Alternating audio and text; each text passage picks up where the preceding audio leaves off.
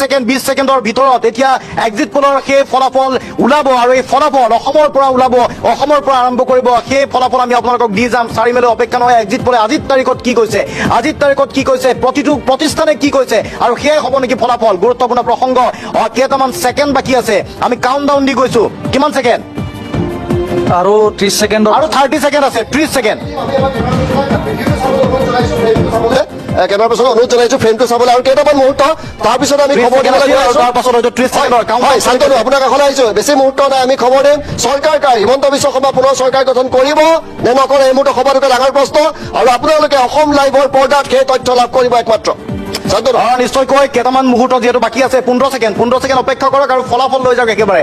এই ফলাফল mega exit পোলৰ ফলাফল আমি আপোনালোকক দি যাম। সেই ফলাফলে 4 মেৰ ফলাফল হয় নে নহয় ৰিজাল্ট চাব আপোনালোকে। হয়তো 10-20খন আসনৰ ইফাল সিফাল হ'ব পাৰে, এটা দুটা এক্সিট পোলৰ ফলাফল ইফাল সিফাল হ'ব পাৰে, কিন্তু এক্সিট পোল একেধৰণে থাকিব বুলি কোৱা হৈছে। যদি নাথাকে সেয়া অঘটন হ'ব, যদি নাথাকে সেয়া অঘটন হ'ব। আৰু সেই অঘটনৰ বাৰ্তাও আপোনালোকে লাভ কৰিব অসমৰ এক্সিট পোলৰ ইণ্ডিয়া টুডে কি ক'ব বিচাৰিছিল, লগতে অসম লাইভে এক্সপ'জ কৰিব বিচাৰিছো আমি সেই এক্সিট পোল, মেগা এক্সিট পোলৰ কাউণ্টডাউন চলি গৈছিল। কেইটামান মুহূৰ্তৰ অপেক্ষা মাত্ৰ আছিল আৰু সেই অপেক্ষা আপোনালোকে কৰি আছে আমাৰ সৈতে। আৰু অপেক্ষাৰ ফল সদায় মিঠা বুলি কোৱা হয় আৰু সেইবাবে অপেক্ষা প্ৰয়োজনীয় আছিল। ফল মিঠা আছিল, কিন্তু সেই ফল কাৰ বাবে মিঠা হ'ব, তিতা কাৰ বাবে হ'ব, সেয়া ফলাফলে ক'ব। কেইটামান মুহূৰ্ত মাত্ৰ বাকী আৰু সেই মুহূৰ্তৰ পাছতে প্ৰথমে অসমৰ এক্সিট পোলৰ ফলাফল আহিব, তাৰ পাছত পশ্চিমবংগৰ আহিব, অন্য ৰাজ্যসমূহৰ আহিব, 5 ৰাজ্যৰ নিৰ্বাচনী ফলাফল। কিন্তু অসমৰ যিটো ফলাফল, সেই ফলাফল অসমৰ ফলাফল আমি প্ৰথম ইণ্ডিয়া টুডে ফলাফল আহিছে। 85 আসন দিছে। ইণ্ডিয়া টুডে ফলাফল আহি পৰিছে।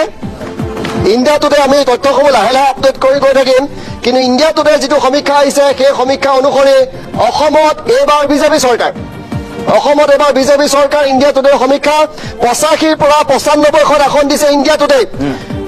কংগ্ৰেছক দিছে 25ৰ পৰা 32খন আসন ইণ্ডিয়া টুডে অসম।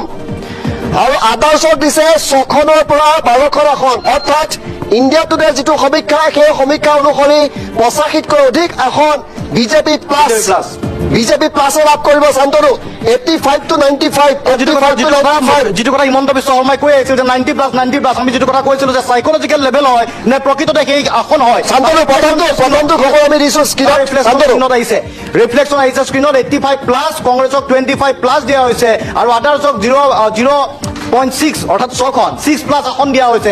আপুনি কিছু সময় পূৰ্বে পঢ়ি দিছিলে, দুলু আহমেদে কৈছিল যে আজি দেখিব 85+, 95 কোনোবাই দিব, কিন্তু আপোনালোকে সজাগ হৈ থাকিব। গতিকে সেয়াই হৈছে যিধৰণে দাবী কৰি থকা হৈছিল। গতিকে মুখ্যমন্ত্ৰীয়ে যিধৰণে কৈছে সেইধৰণে এক্সিট পোল ওলাব নেকি, ডাঙৰ কথা।